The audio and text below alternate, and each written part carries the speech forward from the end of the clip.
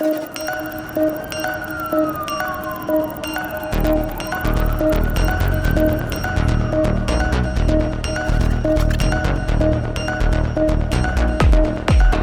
a Sunday night after dark, two individuals were seen by a stealth monitoring security professional climbing over a fence around a construction site.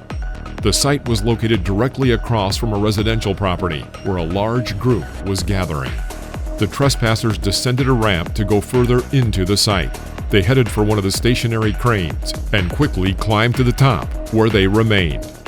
Our monitoring operator immediately contacted local authorities and informed them of the situation, as well as the suspect's whereabouts. Within minutes, police officers and EMS arrived at the site. The first responders descended some scaffolding and made their way toward the crane. Officers instructed the trespassers to exit the equipment. Once they were back on the ground, the entire crew traversed the site and headed to the scaffolding. They returned to the street level, where the suspects were promptly arrested.